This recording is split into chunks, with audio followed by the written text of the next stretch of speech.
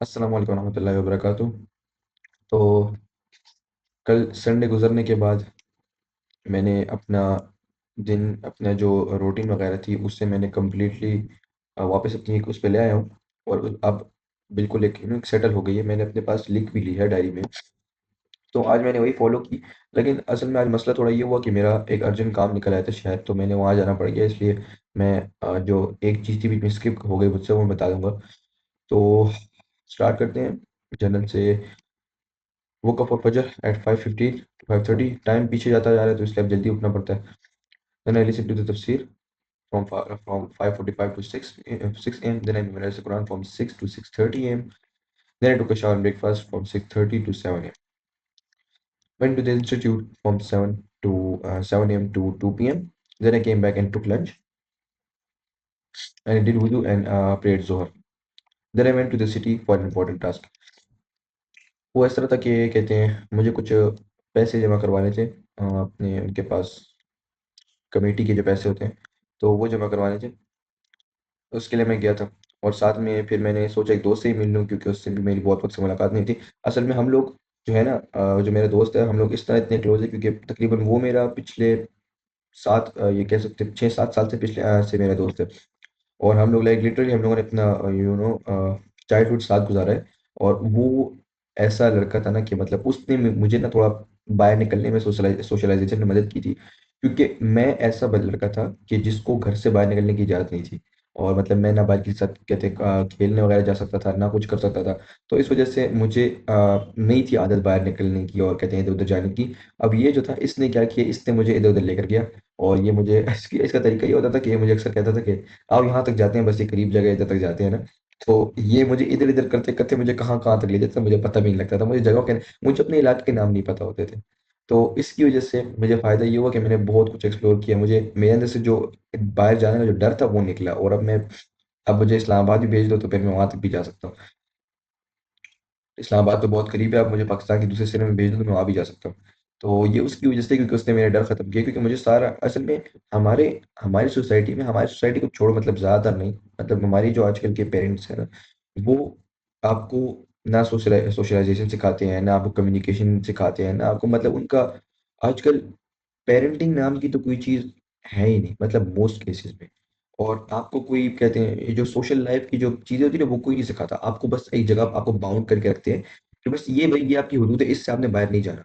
यार आप जब अगले को छोड़ोगे ही नहीं बाहर जाने से, एक्सपीरियंस करने से, तो अगला किस तरह सीखेगा? आप एक्सपेक्ट करते हो कि ये 20-25 साल तक खाली पढ़ाई करे, उसके बाद ये बाहर से अरे वो बिल्कुल दिमाग से फारिग होगा।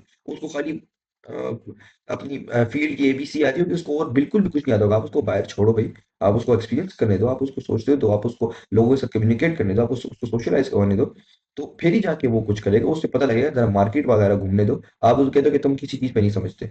आप उसको छोड़ोगे, समझने दो कि तो समझेगा ना। हमारे यहाँ भी मसला ये है कि बाहर अगर आप देखो ना, तो बाहर लोग जो तरक्की करते हैं ना, वो अपने घर से निकल के बाहर मुश्किलात फेस करते हैं, अपने घर से निकल के बाहर मतलब उनको चैलेंजेस फेस करते हैं। यहाँ हमें घर में ही बंद रखा जाता है। यहाँ हमें अपने घर में ही कहते हैं जो है ना, चैलेंजेस फेस करने पड़ रहे होते हैं। यहाँ हम हमारे पेरेंट्स, हमारे जो घर वाले हैं, हमारे यही नहीं मान रहे होते पहले तो। यही आपको सपोर्ट नहीं कर रहे थे, ये आपके ऊपर यकीन नहीं रख रहे थे। आप कुछ करना चाहते हो, आप ज़रा बाहर, आप ज़रा दूसरों से थोड़ा अलग होना चाहते हो, तो ये आपका मज़ाक उड़ाना शुरू कर देंगे, आपको सपोर्ट ही नहीं करेंगे, कहेंगे तुम ऐसे आसमान से उतरे हो और तुम्हें लगता है कि पैसे कमाना बहुत आसान है। ये कहते हैं इनकी बात है, मतलब लोगों को बाहर जाके मुश्किलात फेस करनी पड़ती है। ये लोग हमारे यहाँ पर घर में ही मुश्किलात शुरू हो जाती हैं। अभी भी मैं अपने अब्बू से इसी बात का वो चल रहा था, कहते कहते हैं तुम बहुत जल्दी बड़े हो गए हो, कहते हैं तुम्हें क्या ज़रूरत है इतनी वो करने की, और लाइक वो कहते हैं बस साफ-साफ कहते हैं अभी तुम्हारी उम्र नहीं है, सिर्फ पढ़ो, पढ़ो, पढ़ो, और कहते हैं और कुछ नज़र नहीं आता। तो इसी बात पे भी मेरी उनसे दोबारा मतलब बहस तो नहीं, लेकिन उनको मैं इसी बात पे थोड़ा समझाया था। मैंने कहा देखो ज़रूरी नहीं, कमाने की कोई ऐज नहीं है, कमाना कोई गलत काम नहीं, कमाना कोई हराम नहीं है। मुझे कमाना भी छोड़ो, सीखने दो, मुझे काम करने दो, ठीक है? मैं आपसे कुछ नहीं माँग रहा। मुझे कहते हैं बस अपना अपने काम से काम हम कहते हैं अपने काम से काम रखते हो, मुझे सीखने दो, अगर कहता है फिर आगे मैं कमाना भी शुरू कर दूँ, मुझे कमाने दो। आपको उससे क्या तकलीफ़ है? मैं कोई गलत काम तो नहीं कर रहा, मैं कोई हराम तो नहीं कमा रहा।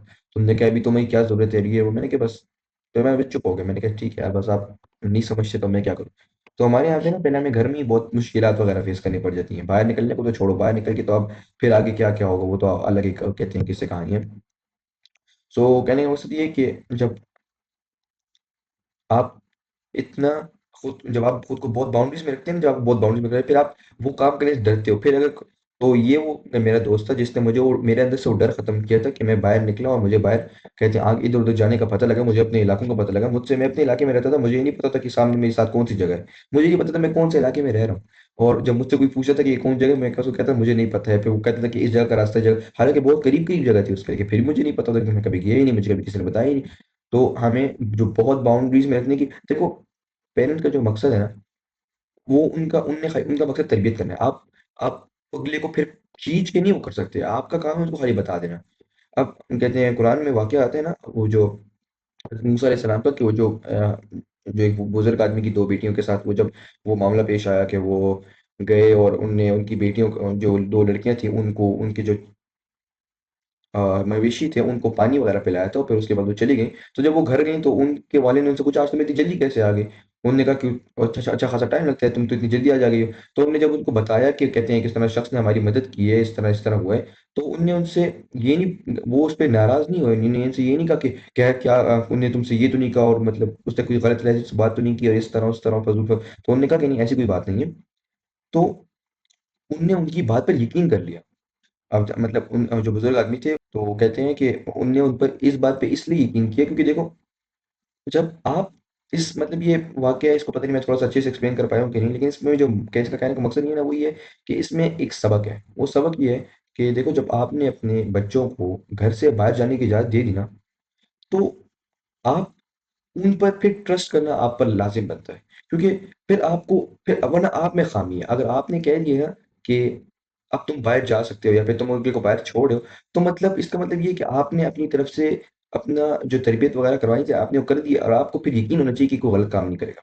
आप यहाँ पे अगर आप उसको अब भी जाने से मना कर रहे हो और आपको डर है कि कोई गलत काम करे, फिर आप में कमी है, फिर आप में गलती है, आपने उसकी तरबियत सही से नहीं की हुई। अब हमारी तरबियत सही हुई है ना, तो हमें पता है क्या चीज़ ठीक है, क्या चीज़ गलत है। तो लेकिन अब भी हमारे पेरेंट्स हम पे शक करते हैं कि ये भाई गलत जाके बाहर जाके गलत काम करेगा। ठीक है, मुआशरा गलत है, वो सही बात है, उनकी अपनी सोच ठीक है। लेकिन आपने जब हमें बाहर जाने की इजाज़त दी, आपने हमें कुछ भी करने की इजाज़त दी है, तो फिर आप हमें ट्रस्ट करोगे। आपने अपनी तरबियत अच्छी की है, बस आपके सिवा और कोई काम नहीं है। आप हमें फिर खींच के वो नहीं कर सकते। एक तो आप पहले तरबियत वो अलग चीज़ है, उसके बाद आप अगले को कहते हैं अब अगले को बिल्कुल कंट्रोल करने शुरू हो जाओ। आप अगले को एक्सपीरियंस नहीं करने दो, आप अगले को कुछ सीखने ना दो, आप अगले की टाँग खींचो। वो कुछ करना चाहता है, आप उसको कहो कि नहीं भई तुम ये नहीं कर सकते। तो ये गलत चीज़ है ना। तो उसके अंदर ये उस वाक़ये में ये सबक है कि आप अगर छोड़ते हो ना बाहर किसी को, जब उन्होंने अपनी बेटियों को बाहर छोड़ा तो उनको उस पे ट्रस्ट था कि हाँ भाई, इन्होंने कोई गलत काम नहीं किया, और ये जो बोल रही है सच बोल रहे हैं। तो फिर जाके उन्होंने मूसा अलैहि सलाम को कहते हैं बुलवाया, उनको कहा कि इस आदमी को बुलवा के लाओ, ठीक है? क्योंकि उन्होंने उस पे ट्रस्ट किया था। यहाँ पे हमारे लोग तो ट्रस्ट नहीं करते। हमारे यहाँ पे घर से ही मसले खड़े होने शुरू हो जाते हैं। तो ये बात थी। अब इस दोस्त ने अगर मेरी हेल्प ना की होती, तो आज मैं शायद उसी तरह का होता जो मैं कभी घर से बाहर भी नहीं निकल पाता। क्योंकि मुझे कभी घर वालों ने तो निकलने नहीं दिया। लिटरली लोग मुझे छेड़ते थे, कहते तुम घर से बाहर नहीं निकलते। मैंने कहा बस यार, क्या कर सकते हैं। बहरहाल then I went to the mosque for Asr, and then I met that friend and we spent about an hour together. After that I went to the mosque for Maghrib, और उधर से ही वापसी पर I went to the gym directly। क्योंकि अब वहाँ से, अच्छा बेसिकली मैं उसके जिम गया, वो इस तरह वो कि वो भी जिम जाता है उसकी जो शहर में जो हमारा जिम है, तो मैं उधर ही उसके साथ ही उधर गया था मैं। Then I went to the mosque for Isha, and then I came back home। अच्छा, घर आने के बाद मैंने हदीस की प्रिपरेशन की। मेरी हदीस की प्रिपरेशन के 3 दिन है। मेरे बेसिकली 7 डेज़ है ना वीक के। उसके अंदर सीन ये है कि पिछले जो पहले 2 जो पहले 3 दिन जो पहले 3 दिन होते हैं, उसमें मेरी हदीस की प्रिपरेशन होती है। हदीस की प्रिपरेशन होती है मंडे, ट्यूसडे, वेडनेसडे, और उसके बाद थर्सडे को हमारा जो उसरा होता है उसके अंदर फिर इसकी प्रेजेंटेशन हो जाती है। उसके बाद वीकेंड पर जुम्मा, हफ्ता और इतवार पर हमारी क्लासेस होती हैं। तो मैंने इसको इस तरह सेट किया कि 3 दिन मेरी प्रिपरेशन का वक्त होगा, 1 दिन मेरा कहते हैं जो प्रेजेंटेशन होगी, और फिर बाकी जो 3 दिन होगी वो मेरी क्लासेस होंगी। तो ये मेरा, और टाइमिंग इनकी सेम ही है, मतलब 7:30 से, जिस दिन प्रिपरेशन होती है उस दिन 7:30 से 8:30 तक काम होता है। और फिर जिस दिन वो होती है क्लासेस होती है, फिर उस दिन 7:30 से 9:30 तक होती है, क्योंकि 2 क्लासेस होती हैं दिन के अंदर। और फिर उसमें 9:30 तक का टाइम लग जाता है। Okay, then I took some rest and dinner from 8:30 to 9 PM। Then I started video editing from 9 to 11। Umair भाई ने कुछ वीडियोस वगैरह उन्होंने मुझे एडिट करने का कहा था।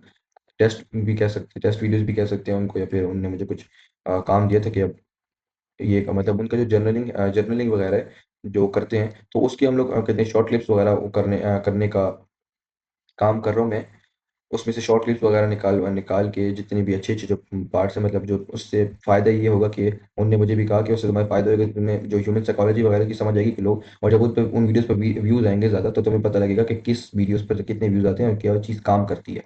तो इससे एक प्रूफ ऑफ कॉन्सेप्ट होगा, और साथ में पता, और साथ में एडिटिंग वगैरह भी बेहतर बेहतर होगी। तो हम लोग उनके तो हम लोग यूट्यूब अब को यूट्यूब पर काम करें तो उसमें बेसिकली बहुत सारी चीज़ें हम लोग सीखें, और रोज़ हमारी मीटिंग्स भी हम करते हैं रात को अराउंड 12 PM के बाद, 12, हाँ जी, 12 AM के बाद।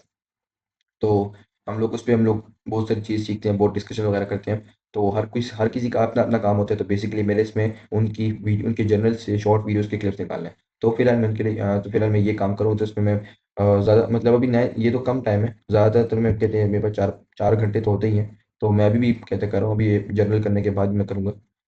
तो जब तक हमारी मीटिंग स्टार्ट नहीं होती तब तक मैं करता हूँ। अभी भी टाइम कम था, वरना मैं 8:30 तक फारिग हुआ था, लेकिन फिर उसके बाद थोड़ा खाना-पीना कर लिया, तो उसके बाद थोड़ा 1 आधा घंटा उसमें लग गया, तो फिर मैंने 9 PM पर शुरू किया, तो 11 तक किया। उसके बाद मैं थक गया लाइक, और बैठे-बैठे बहुत थक गया था, तो इस वज़ह से मैंने बाहर चला गया पार्क, जिस तरह मैंने लिखा भी वेंट फॉर अ वॉक। 1 आधा घंटा मैंने पार्क में वॉक किया, उसके बाद वापस आया, फिर मैं जर्नलिंग की, और उसके बाद मैं इंशाल्लाह दोबारा काम के लिए बैठ जाऊँगा। आजकल रूटीन बहुत आगे पीछे है, लाइक आगे पीछे नहीं, बाकी सारे दिन की रूटीन सेम है, लेकिन जो सोने की रूटीन है ना वो आगे पीछे है। वो इस तरह आगे पीछे है क्योंकि कभी मैं रात को 1 बजे सोता हूँ, कभी 2 बजे सोता हूँ, बहुत थका हूँ तो 12 बजे तक सो जाता हूँ। तो मतलब वो वर्क लाइफ बैलेंस की कहते हैं कोई कॉन्सेप्ट नहीं है, और मैं मानता भी नहीं हूँ यार, अगर आप कुछ लाइफ में कुछ बड़ा करना चाहते हो ना, तो ये वर्क लाइफ बैलेंस नाम की कोई चीज़ आपके लिए एग्जिस्ट नहीं करनी चाहिए। फिर आपको बहुत मुश्किलात भी हम कहते हैं फेस करनी पड़ेंगी, बहुत मतलब रातों की नींद भी आपको ख़राब करनी पड़ेगी, और बहुत सारी चीज़ें आपको फेस करनी पड़ेगी। तो बेसिकली अब यही मेरे साथ हो रहा है कि मैं रात को ज़्यादा से ज़्यादा 4-5 घंटों की नींद लेता हूँ। 4-5 घंटे की भी नहीं, बल्कि 3-4 घंटे की कह सकते हैं। लेकिन यार उस फ़ायदा ऐसा नहीं कि मेरी नींद पूरी नहीं होती। लाइक मैं सिर्फ़ 3-4 घंटे की नींद लेता हूँ, लेकिन मेरी नींद वो इस तरह नींद होती है कि मुझे फिर सारा दिन में सोने की ज़रूरत नहीं पड़ती। Like I prefer quality sleep instead of quantity sleep. क्योंकि देखो क्वांटिटी स्लीप में ये होता है कि आप चाहे 7-8 घंटे सो लें, लेकिन आपको सुकून की नींद नहीं आए ना, और आप बिल्कुल गहरी नींद नहीं सो रहे, तो फिर उसका कोई फ़ायदा नहीं है। जब क्वालिटी स्लीप आप करते हो ना, तो आप जो 3-4 घंटों की नींद भी करते हो ना, तो वो उसका फ़ायदा वो इतनी अच्छी बेहतरीन नींद होती है कि उसका आप सारा दिन, मैं चलता हूँ ना, अगर मैं आदि मैंने खुद को कर लिया कि बस मैं 3-4 घंटे अब सोता हूँ। लेकिन ऐसा सोता हूँ कि बस, और फिर रात को इतना थका होता हूँ ना कि बस जब काम से उठता हूँ डायरेक्ट जाके बेड पे तो 5 मिनट के अंदर सो जाता हूँ। फिर उसके बाद सुबह कहते हैं फजर के लिए उठ जाता हूँ, और फिर उसके बाद सारा दिन गुज़रता है और मुझे कुछ भी नहीं होता। और मेरी फिर रूटीन भी इस तरह है कि बीच में नमाज़ें और खाना, और फिर जिम, और कहते हैं पढ़ाई, और फिर उसके बाद जो कहते हैं इस्लामिक स्टडीज़ वगैरह हैं, उसके बाद ये एडिटिंग वगैरह ये सब चीज़ें। तो ये ऐसे काम है जिसके अंदर बहुत एनर्जी लगती है, एनर्जी चाहिए होती है, तो ज़्यादातर लोग इसको इतना मैनेज नहीं कर पाते, उनको अच्छी खासी स्लीप चाहिए होती है। फिर जब बीच में इतनी ज़्यादा नमाज़ें आ जाती हैं ना, तो उसमें आप बार-बार, मेरी तो आदत है, मैं तो 5 वक़्त वुज़ू करता हूँ, और ज़्यादातर मैं वुज़ू में ही होता हूँ। इस तरह वुज़ू नहीं कि मैं इस तरह इसलिए 5 वक़्त वुज़ू नहीं करता कि मेरा वुज़ू टूट जाता है, मुझे आदत है, शुरू से आदत है कि मैं 5 वक़्त वुज़ू करता हूँ, हर नमाज़ की। तो उसमें बार-बार फ्रेश भी होते रहते हैं। अब उसके बाद क्या कहते हैं, खाना-पीना भी बीच में होता है, जब रेस्ट थोड़ा बहुत लो ना, तो फिर उसके बाद एनर्जी बार-बार बूस्ट होती रहती है। तो इस तरह मैंने अपने दिन को ऑप्टिमाइज़ किया हुआ है कि मैं कहते हैं बर्नआउट्स नहीं करता, और बिल्कुल काम थोड़ा देखें। अब यहाँ पर मैंने अब जिस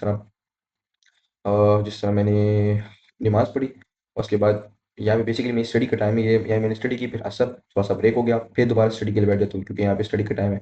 स्टडी की फिर 1 घंटा, 2 घंटे स्टडी हो गई, फिर मगरिब, उसके बाद जिम, फिर उसके बाद इशा, उसके बाद कहते हैं जो इस्लामिक स्टडीज़ वगैरह, अरबी क्लासेस वो सब कुछ, और हदीस वगैरह ये सब कुछ। उसके बाद तो उसके बाद थोड़ा रेस्ट करता हूँ, आधे घंटे का, पौने घंटे का रेस्ट करता हूँ, उसमें खाना भी खाता हूँ, और साथ में उसके बाद मैं वीडियो एडिटिंग वगैरह पे, मतलब जो काम है इस पर आ जाता हूँ, ठीक है? तो अब ये थोड़ा-सा काम है जिसमें मेरी थोड़ी थकावट होती है, लेकिन इसके दरमियान में मैं क्या करता हूँ, एक आधा घंटा का इस तरह रेस्ट ले लेता हूँ, और खुद को थोड़ा नेचर में लेकर जाता हूँ, बाहर लेकर जाता हूँ, ताकि मैं थकूँ नहीं। मैं क्योंकि अब बर्नआउट भी नहीं करना, और साथ में कहते हैं इतना टाइम भी वेस्ट नहीं करना, तो बीच में थोड़ा-थोड़ा रेस्ट भी ले लेते हैं, ताकि बहुत ज़्यादा थकावट ना हो। लेकिन आखिर में जब सारे काम कंप्लीट हो जाए ना, आखिर में जाके मैं इतना, मेरी बैटरी डाउन हो जाती है कि बस मैं जब बेड पे जाके लेटता हूँ, उसके बाद मैं डायरेक्ट बस सोता हूँ, और फिर उसके बाद सुबह उठता हूँ, तो बस उसके बाद मैं फुल चार्ज होता हूँ। तो मेरी तो अपनी ये वो है, अब बाद लोगों के लिए चीज़ काम करती है, बाद लोगों के लिए नहीं करती, but in my case it works the best. So I guess that was enough for today. Thank you so much. अल्लाह हाफ़िज़।